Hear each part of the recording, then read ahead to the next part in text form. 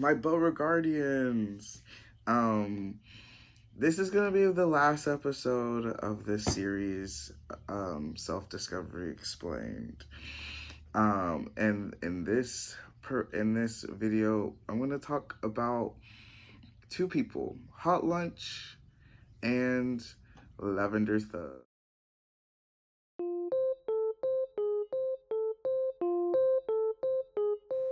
It's Beauregard's YouTube channel. I hope you like it, but it's okay if you don't. So first, I'm gonna talk about my friend Hot Lunch. Me and Hot Lunch met a year or two ago, I think. He does drag. He's a drag king as well. He's part of a drag group called Hot Load and the Glam Cocks, which is already just like a fun name. But they're an amazing group. They do like lip sync scenes and like pre-record their voices and then like act them out like on the stage and then like have the music come in that like works with the context of like the scenes that they write, which is really cool. And I got to work with them in April for my show, Drag Me to the Tavern at the Tiny Minotaur. And that was really fun. And so for that show, we did like, we have two acts in the show, which is first act, intermission, second act. For this show specifically, it was a different format because of how Glam Clocks works. So the first act, we just like introduced each other. I introduced everybody because I was the captain of the ship. The theme was pirates, and I was the captain of the ship because it's my show. And I introduced the crew, and then the second half, we did like a whole like um, scene where we did just like a kind of like a play, pretty much, a musical, if you will. For the first act, I thought it would be really cool to like write a song and have Hot Lunch sing harmonies with me. Because I've been wanting to sing with him for a while since I've heard him sing, and I was like, our voices would blend together really nicely. And also, I've been making it a thing to sing with more trans individuals, especially other trans masks, because it's like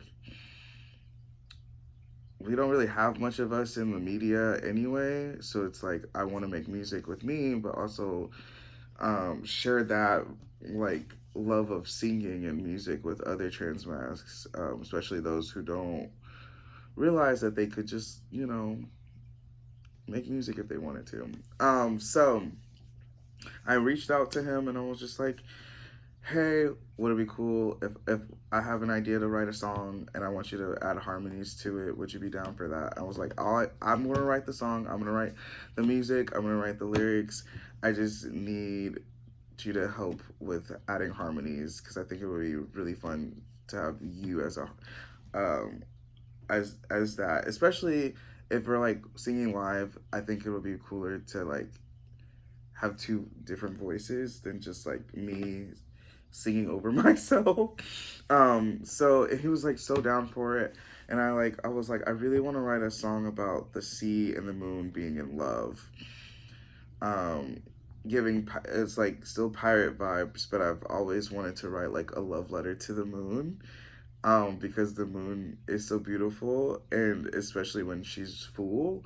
And I think that's like one of the only times where you really see people um, of any and anywhere of any like from any like background being like, yes, the moon is beautiful, especially when she's full. And I think of it as a person who grew up fat, who is a fat person. It's really hard. It's really like it's getting better in media where people are actually like um being normal about fat people and like actually like celebrating fat bodies for being beautiful because all bodies are beautiful.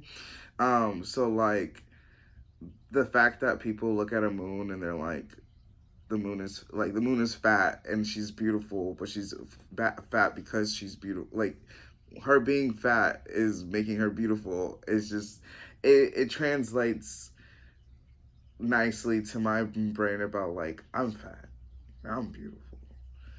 I don't know. There's a connection to it. So I really like admire that. And so I was like, let's write a love song to the moon, but I also wanted to because it's two voices, it's like almost a duet, but it's not really. It's like um um Frank Sinatra's Something Stupid that me and Mariah are gonna sing. They Frank and Sinatra are singing the same time the whole time, and they're saying the same words, but they're saying it to each other about each other. But it doesn't really seem like that. So I kind of wanted to give that kind of vibe where it's like we're both talking, but we're both like I don't know, singing to each other. I don't know, and so yeah. But this is a song, a ballad to the moon.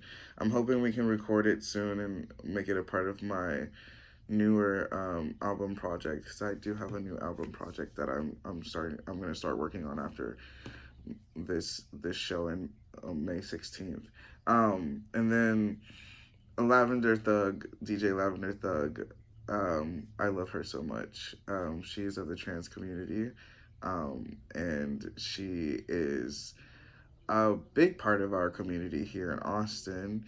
One of the best like DJs I have gotten to work with, but also just gotten to experience on the dance floor. I really love her music taste and how she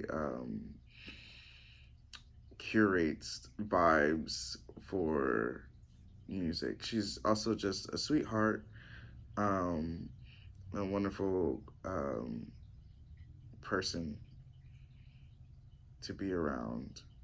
Um, yeah, and I love her.